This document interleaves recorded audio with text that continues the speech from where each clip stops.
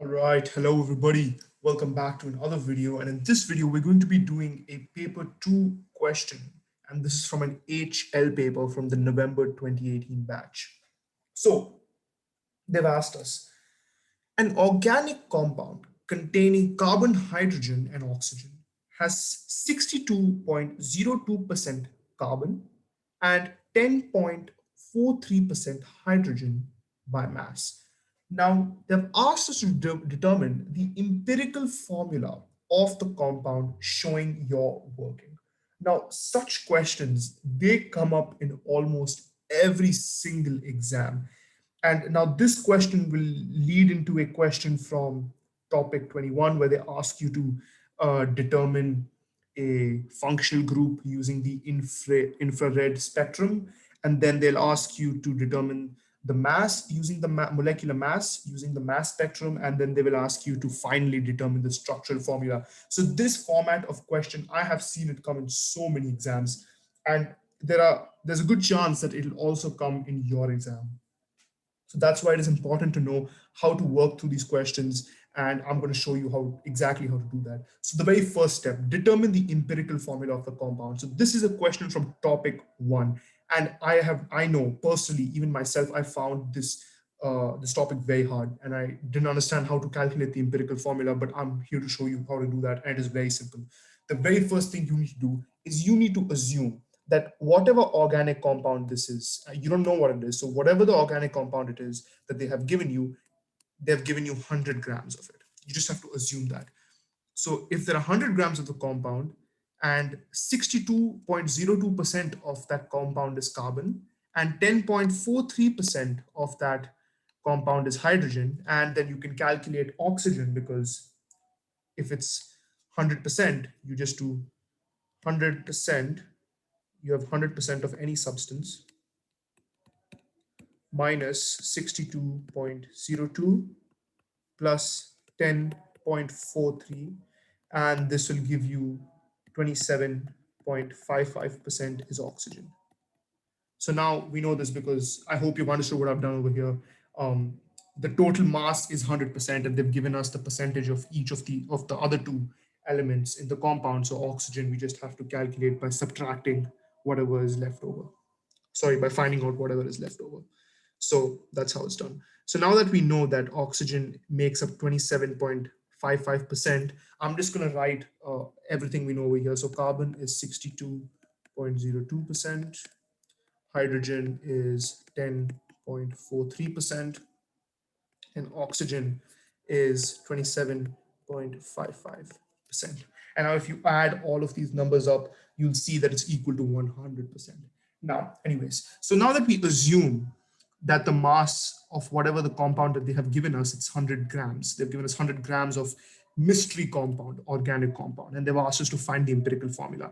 The very first thing you need to do is you need to find out how much carbon is there, or how much carbon makes up this 100 grams over here. So how much carbon in grams is there in this 100 grams of this substance? So obviously, because 62.02% carbon makes up 62.02% of this compound, it'll have 62.02 grams of carbon. It'll have 10.43 grams of hydrogen, and it'll have 27.55 grams of oxygen. Do you see what I've done over here? It's just 27.55% of 100 grams is just 27.55. You can do the math on the calculator if you want, but this is just a short, quick trick. So that's how much carbon is there in a 100-gram sample of this compound, and how much hydrogen and how much oxygen is there. So now that you've figured out how much there is in mass, in grams, of these substances of carbon, hydrogen, and oxygen, the next thing you need to do is you need to find out how many moles of carbon, how many moles of hydrogen, and how many moles of oxygen is there in this organic compound. And in order to do that, you know how to find the number of moles. You just take the mass of the substance. In this case, I'm just going to use carbon as an example. So we have 62.02 grams of carbon divide that by the molar mass of carbon, which is 12.01, if I'm not wrong. Yeah, that's 12.01. And this gives you the number of moles as 5.17. So you have 5.17 moles of carbon, and then do the same thing for hydrogen, divided by 1.01. So this is equal to 10.33 moles of hydrogen. And then do the same thing for oxygen. We have, sorry, I'm running out of space over here, so I'm just gonna take this whole thing a bit up. Cool thing, I've discovered how to do this now, so I don't have to erase and rewrite it every time. I can even shrink this if I want to, which is pretty cool.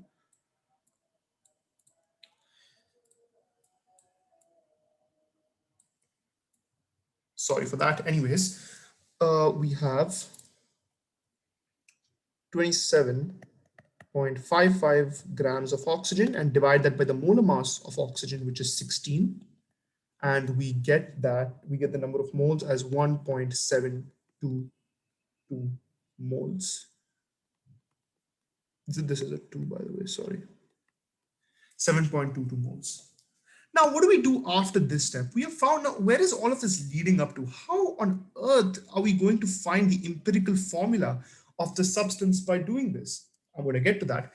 Now, when you have found out the number of moles of each substance, so this is carbon, this is hydrogen, this is oxygen. So when you have done this, when you found out the number of moles of these substances in a 100-gram sample of the mystery organic compound, what you want to do next is divide each of these moles. You want to divide it by the number of moles which is smallest among these three. So in this case, oxygen has the least oxygen makes up the least of this substance, of whatever this organic compound is. It is in the smallest quantity in this organic compound.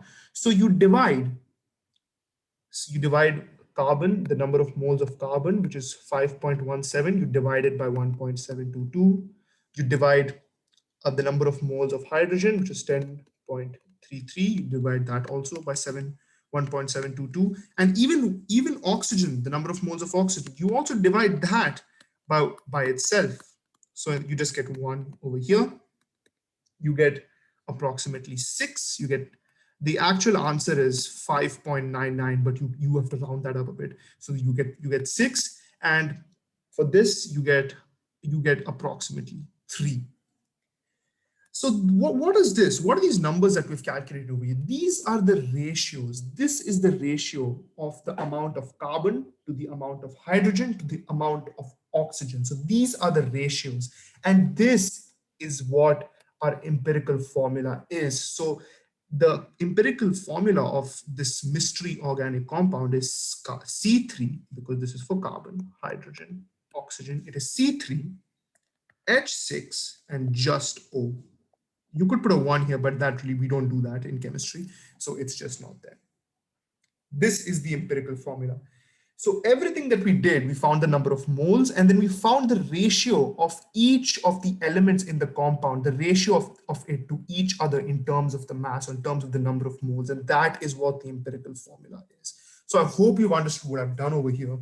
And hopefully you can use the exact same technique. You can use it to find out the empirical formula for any substance. It doesn't matter, and you will get the correct answer. So hopefully you get that. Please, if you do not understand what I've done over here, rewatch it, learn the steps that I have done, and try to understand why I have done what I've done. It's to find the ratio, why. And as for the assumption that I did earlier, where I assumed that the mass is 100 grams, that is just something that we have to do. Otherwise, it will be impossible to calculate the empirical formula just based off the information that they have given us. It'll be impossible because they've told us the percentage, but they haven't given us a mass. So what good is the percentage if we don't have a mass?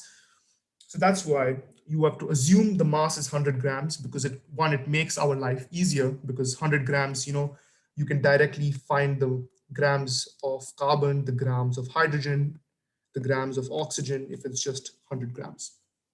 It makes life a lot easier. So just assume they have given you 100 grams of the substance, and then you can accordingly find out the number of moles, and then you can find out the ratio of each substance to each other or to one another in the compound.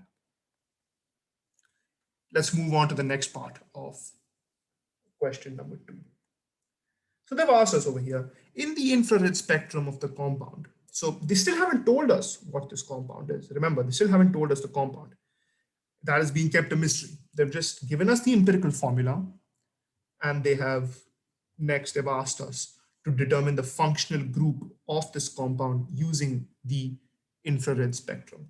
And if you don't know what an infrared spectrum is, if you haven't already figured it out by the question, we use the infrared spectrum to deduce what the functional group is of a compound. Now, how do you know what the functional group is? Well, you need to look no further than your data booklet. If you're using the latest version of the data booklet, which I would highly recommend you do, flip to section 26, and they have given you the infrared data of all the possible organic molecules or the possible functional groups that you need to know in the IB diploma program, whether you're an HL or SL, doesn't matter. And you'll see it. They have given you the wave number. So this is the wave number. And they have given you the different organic molecules which give you a specific signal at each wave number. So these pointy things, these weird squiggles, these are signals. Anyways, so based on this data, let's take a look at what the functional group is. And you may notice, okay, there's so many signals, there's so many different signals over here. Well, which one is it? Which one could it possibly be? So that's why something I like to do before I approach this question is to think about the possible functional groups there could be in this compound, in a compound with this empirical formula. What are the possible functional groups, right? So it's C3H6O. So what are the possible functional groups? Well, it can't be an amine because there is no nitrogen. It can't be there is no halogen, so it cannot be an halogenoalkane, right? So really the only possible options you have are O2H or C double bond O, right? These are the only possibilities that you have because there really can't be anything else. So let's draw this. I'm just going to draw the possible structures that you can get with this compound. I'm just going to draw it, right? And I'm going to see which one makes the most sense. So let's draw it. Let's first take a look at a structure of an alcohol. So if this empirical formula, right, if this gives us an alcohol, what would it look like? Let's see. Is it even possible to draw an alcohol? Let's check it out. So there are 3 carbons. So this is going to be, let's see if we can make propanol with this. Let's see if it would be possible. So this is what propanol would look like, correct? Or propanol, I should say. Well, is this correct? No, it's not. Absolutely not. Even though we have 3 carbons and 1 oxygen, look at the number of hydrogens. We have 1, 2, 3, 4, 5, 6, 7, 8 hydrogens, which doesn't make any sense. And that's wrong because over here we only have 6 hydrogens available to us. So automatically we can actually rule out alcohols. The functional group will not be an alcohol. That is not possible. So it won't be an hydroxyl group. So that's wrong. It cannot be an O2 or OH group. So that only leaves us with the last option, which is C double bond O. There is no other option possible. So let's just write that C double bond O. Now this isn't enough. This isn't enough. We know what the functional group is. You've written it, but you have to name the functional group. And the functional group, a functional group where carbon is double bonded to an oxygen is called a carbonyl. So the functional group is called carbonyl. You actually shouldn't even include this in the answer. You should just straight away give the name of the functional group, which is carbonyl. Now, please, if you know in which organic compounds the carbonyl is found, it's either found in aldehydes or ketones, right? If you know that, do not write, please do not write ever, do not write the name of the organic compound over here. Do not write ketone, or do not, please, this is wrong. You will get no marks for this. Do not write ketone, or do not write aldehyde. This is wrong. You will get no marks for this. Please do not ever do that. I did that once and it is very frustrating. I do not want you to lose marks like that. Don't do that. So you write carbonyl. And now, even if you want to double check your answer, right, just look at this infrared spectrum. Look at this broad, look at this strong signal. This is a very strong signal, right? It doesn't have any of these squiggly lines. It's strong, it's a strong signal. And you have to make an approximation over here. So you can say that it approximately lies at 1700. That's the wave number approximately, right? And if you look at your data booklet, well, which is the functional group at the wave number which lies at 1700? Well, it's C double bond O. Perfect. That makes sense. So that is your answer. So the functional group is carbonyl, and that's what the infrared spectrum and a bit of our own deduction has told us. Let's move on to the next part. The mass spectrum of the compound is shown. Deduce the relative molecular mass of the compound. This is a very, very simple question. You don't have to look at this twice, right? The mass spec, when they've given you the mass spectrum of the compound and asked you to reduce a relative molecular mass, just look at the end. Look at the right-hand side of the mass spectrum. Look at the furthest, the most, or the highest mass that you have got from the spectrum, which is 58 in this case, and that is the relative molecular mass. 58 is the right answer. That's it. That's all you have to do. But it should be the highest mass that you get in the spectrum. Now, don't get confused with the intensity. The highest intensity is not the relative molecular mass, or not necessarily the relative molecular mass. It should be the highest mass, not the highest intensity, or not necessarily the highest intensity. You should look at the highest mass that you're getting. In this case, the highest that we're getting is 58. So that's the correct answer. That's it. Let's move on to the next part. The compound could not be oxidized using acidified potassium dichromate. Deduce the structural formula of the compound. Aha. So we have already narrowed down to what our function group is. We know that our function group is a carbonyl, right? We know that. That's for sure. It's a carbonyl. Now, with a carbonyl, there are only two possible options that we have learned that the organic compound could be. It could either be a ketone, or it could be an aldehyde. And some of you may be thinking, wait, you forgot about carboxylic acids, but well, it is not possible for this to be a carboxylic. It's not possible for this to be a carboxylic acid, because in a carboxylic acid, you need two oxygens, and we don't have that over here. We have only one oxygen. So ketone or aldehyde, those are our only options. So let's draw both their structures. So ketone would look something like this.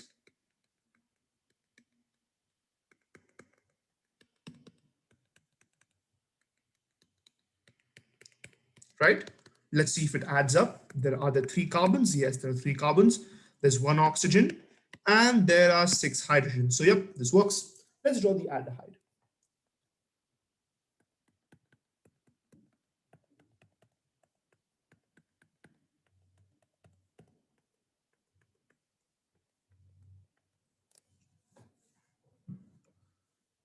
Okay, does this work? 1, 2, 3, 4, 5, 6.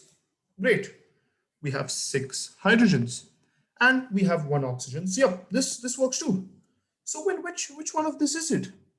Which one is our correct structural formula of the compound? Which is it? And well, the correct answer is ketone. This is our correct answer. Why? Because they've told you that the compound could not be oxidized using acidified potassium dichromate. And if you know your oxidation of organic compounds well, or if you watch one of my previous videos where I've explained it, you very well know that aldehydes can be further oxidized. These guys can be oxidized into carboxylic acids. These can, if you further oxidize them under reflux, they can be oxidized into carboxylic acids. So these are automatically out of the question because they have told us that the compound could not be oxidized using acidified potassium dichromate. So ketones are our right answer. And just to build on this a bit further, you would know that ketones are automatically the correct answer because the only way, or well, ketones, if you know that secondary alcohols, when you oxidize a secondary alcohol, you get a ketone and you cannot oxidize this further. So secondary alcohols oxidize into a ketone and that's it. You cannot oxidize them any further. So you would know from that as well if you thought about that. That's how I thought about it. So if you know that, you know that ketone is automatically the correct answer. So the structural formula would be like this. Now, I'm sorry if I'm drawing out of the box, but you should not do this in the exam. For me, I have a bit of difficulty really lining these things up, but you should draw it as neat as possible and you should draw it within the box. Oops, anyways. So I hope you get the idea. I hope you see what I've done and I hope you see how I've approached this question. Believe me, these questions are incredibly common in the exam and you may possibly come across this. And let's just see how many marks this question is worth. It's 3, 4, 5, 6. That's 6 marks. That's a lot.